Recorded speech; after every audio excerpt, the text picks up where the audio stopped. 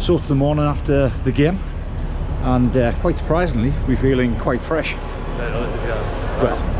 Well, when I say quite fresh, certainly not as bad as what we were last year 2017. Yeah, a little bit fresher than that. But we're starting our day off by heading along to the Crepe place. I think I mentioned that in the vlog back in 2017. It's just along from the bottom of Hyde Street where you get the cable car. Lovely little crepe place, not bad price. We're going to go there for breakfast and then head off into Union Square, pay a visit to Nighttown, see what we've got in the way of 49ers gear in there, and see how much I can afford to actually spend once we get there. But that's our plans for today. We haven't got anything solid planned. Today is probably going to be our last day of good weather. The forecast for the rest of the week is pretty crap. What else has happened? So the Stanford game on Sunday, Saturday even, they've moved that to a 1 o'clock kickoff, so that's not ideal. The Cal game was a 1 o'clock kickoff. We missed the first 3-4 minutes of the first quarter, because obviously we're doing park run. Once we were done park run, we had to get back to the hotel, showered, Uber through to the Cal train station, go down to Palo Alto. We hadn't eaten all day and done a run, so we had to have some food. The fact there were so many people there queuing for food meant we were late getting into the stadium. But yeah, so it's not ideal, but it's going to be another 1 o'clock kickoff for us. But it is what it is. Hopefully we'll be able to blag ourselves some halfway line seats like we did last week. That was a bit of a turn up for the Bucks. All we did was stand on the concourse, and one of the guest services turned around and said, "Look, do you guys want to come and sit down here? The free seats down here. So rather than stand and watch it from there, why don't you sit?" So we're in the lower bowl. I think it was about the 30-yard line, and that was ideal. So hopefully we can get those seats again. But we'll see what happens on Saturday.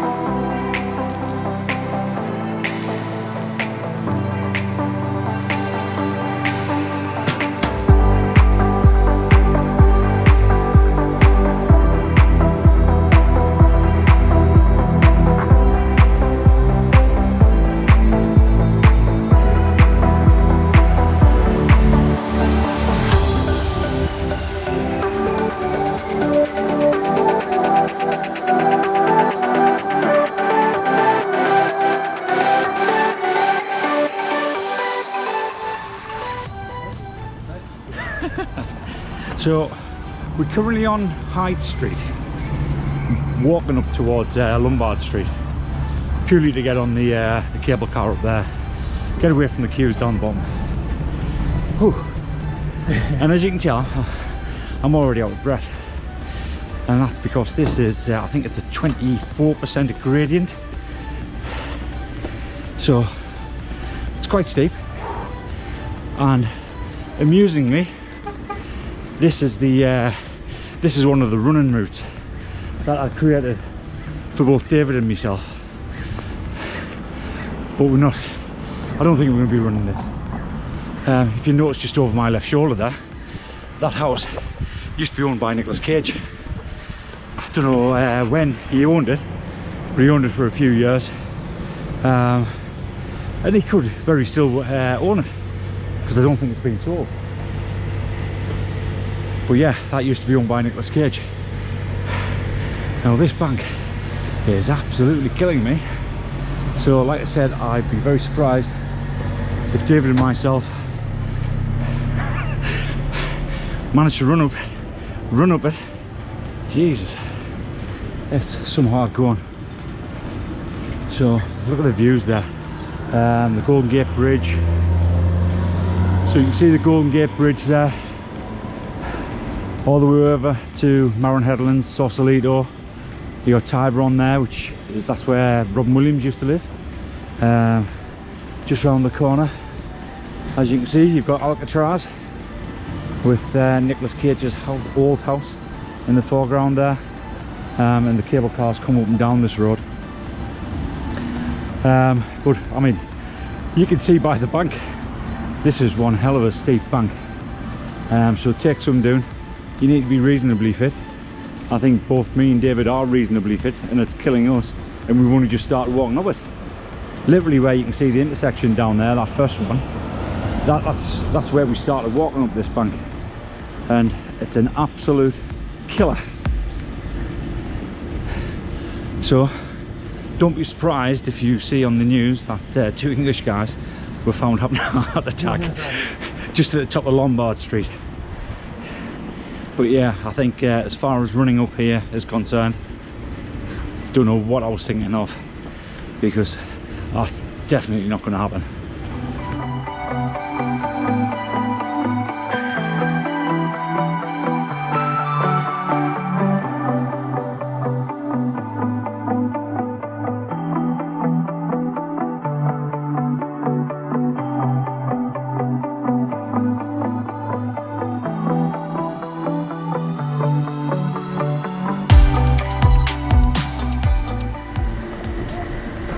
So, as you can probably see, we're actually at the top of Lombard Street now. You can see the cars weaving their way down. In the background, you've got Kite Tower and the Bay Bridge. The church you can see, I think that's the church that Marilyn Monroe wanted to get married at, but for some reason they didn't allow it. I think it's probably because she was married previously. But what they did, I think, was when she married Joe DiMaggio. They ended up getting married somewhere else, and then they actually had all the photos taken outside that church. That was something I learned back in 2014 when I was on one of the open top bus tours, and they mentioned about Marilyn Monroe there. But yeah, another good example of why San Francisco is such a beautiful city. Everywhere you go, just views are incredible.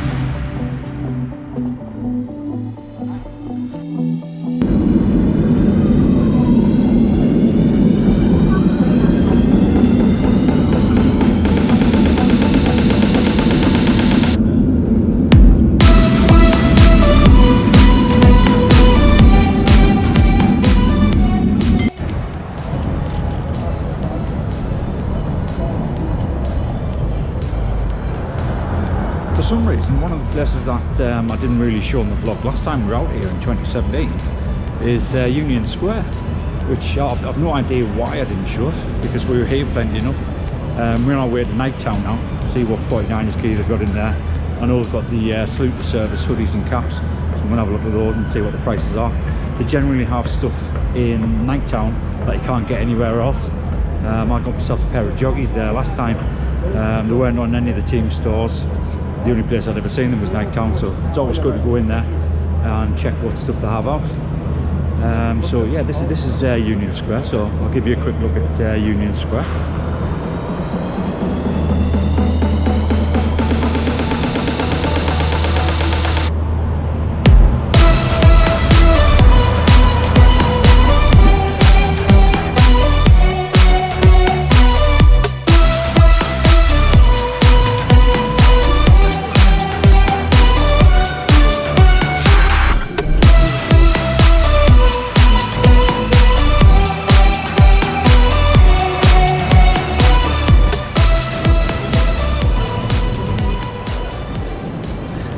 Out of Bartlett Hall. That's one of the bars that we enjoy going to when we're in San Francisco. You get decent wine in there, you can watch sports in there. Lovely pub, quite a typical American pub, I believe. I'm saying typical American, I have no idea. It's what we would imagine to be a typical American pub. That's on Old Farrell Street. We're making our way up past Union Square now, We're going to somewhere called the Golden Gate Tap Room, which is another sports bar. We're going to check it out, see what it looks like, and if it's any good, then tonight that's where we're going to come back and watch the Rams-Ravens game. So hopefully it's okay.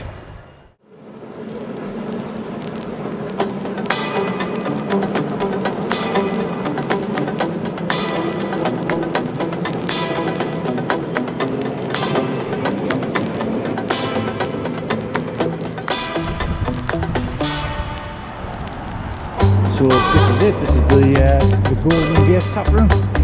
Let's go and have a look what it's like in here.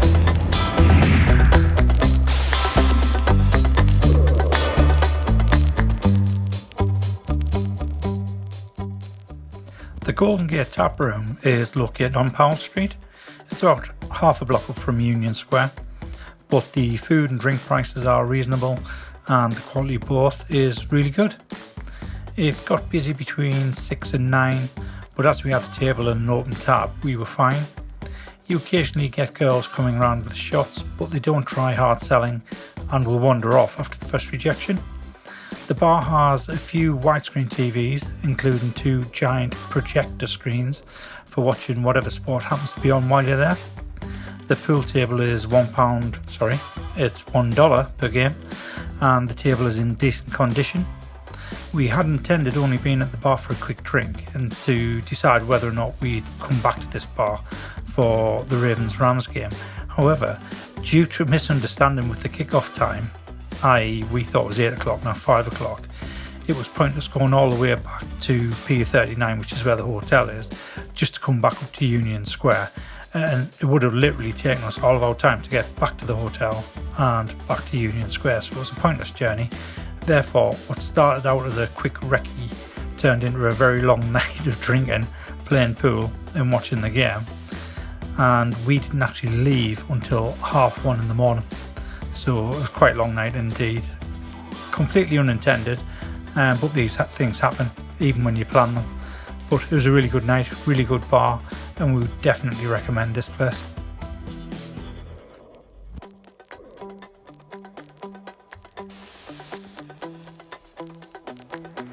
If you'd like to follow the 49er Faithful UK, you can find us on Facebook, Instagram, Twitter and YouTube.